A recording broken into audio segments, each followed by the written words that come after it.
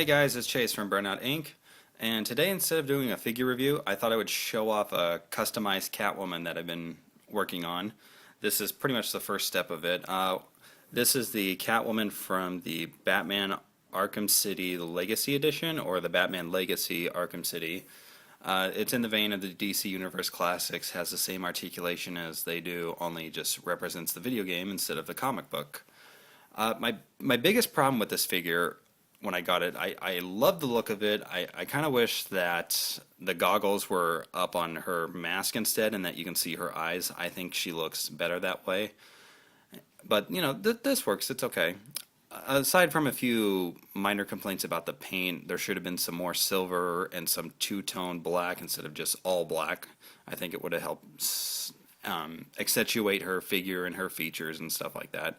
And I think the goggles up here could have been more of a metallic red, so they just kind of had like a glossier shine to them than just this like kind of sparkly red. But I'm digressing. The biggest complaint I had about this figure and why I never chose to review it until now, or until later, I haven't done a full review yet because I want to customize it first, was the legs. They went out to the side really well, like that, but before I got to customizing, and I'll show you what I did, they would only go out about not even that far. It was maybe a little less, like maybe there, because up in her hip and her pelvis area, they were too close together, her hip and her pelvis, so you just couldn't get that range of motion. So what I decided to do was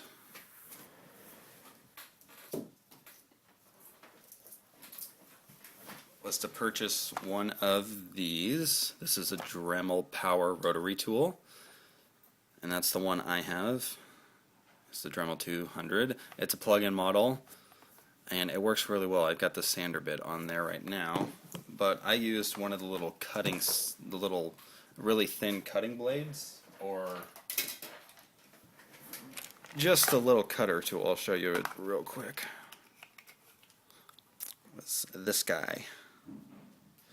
And what I did with it on the Dremel, was I turned it on and I used the low settings. I didn't have to use the high ones. I just took Catwoman's leg and I moved it, and I just kind of started to cut away at it. Now, obviously, on her butt area, I'm trying to say this without having my voice crack. I accidentally took off a little bit too much there, but what I did was I just cut away at it to about there, put her leg back down, and I cut up here a little bit. So that way, instead of her leg just being able to go about that far, it can now go that far, and if I wanted to, she can do more of a sitting pose, and it can now go straight out into her leg, almost doing the splits. And that's the thing I love about action figures, is the sculpt and articulation. And just when I get a figure like this, or with the Miranda figure that I reviewed from the Mass Effect 3 series, I wasn't too keen on their legs not being able to move out, because I like to pose them, I like to shoot movies with them, and having the maximum amount of articulation really does help. So when I actually started on this side, this is why it's a little bit rougher and this one's a little bit cleaner. I was just learning how to do it on this side. So for the little mistakes that I made, I kind of chipped away some of the suit there, and again I cut a little bit of her butt cheeks off. Well, I bought, let me find it.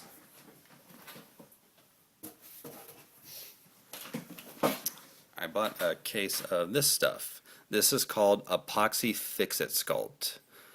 I learned about this stuff from the customizer known as Jin Satoma, I believe. If you go to his website or just type in like Jin Satoma's Customs, you'll see all the action figures he made. And I learned from epoxy from a group called the Cooking Company. So shout out to them, shout out to Jin. And this is the stuff that I would use for all of my action figure repair. I wish I had this a couple months ago. I would have saved a ton of money.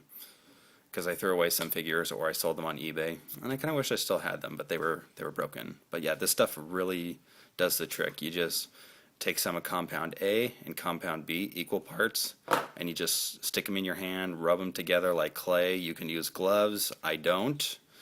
And yeah, you just basically rub it together until it's kind of a light gray or almost like a bone color gray, and then just apply it to your figure. And you have anywhere between 1 to 3 hours or even up to 4 hours to work around with it. So you mix around for a few minutes and then put it on your figure.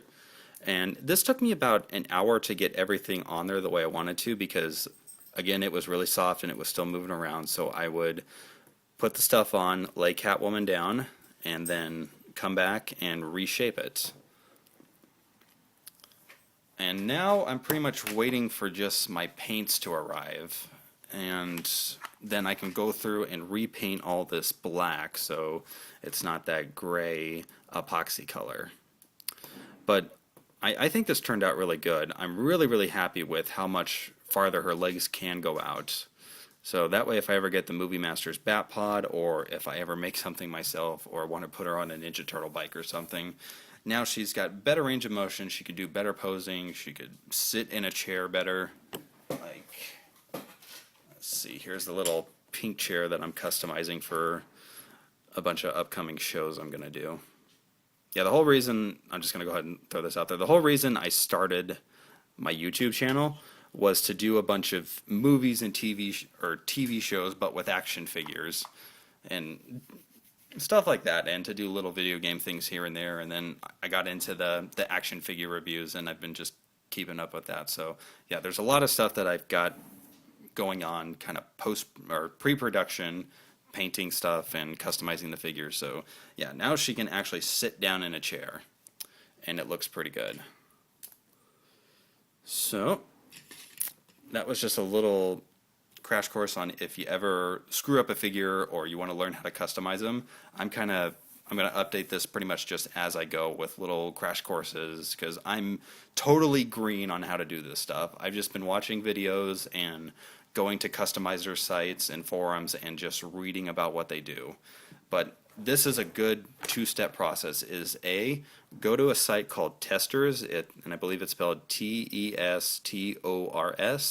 They've got probably the best paint you can find for this stuff. You can go to Walmart, pick up a Dremel power rotary tool. It's got a bunch of different tips that you can take off. You can sand, you can cut, you can buff, you can do all sorts of stuff with it. And go to Abe's website and find some either fix-it sculpt or just epoxy sculpt. But I like this stuff the best. Alright, so this was Chase from Burnout Inc. And yep, I'm going to keep you updated as this thing goes, and we will see how it turns out.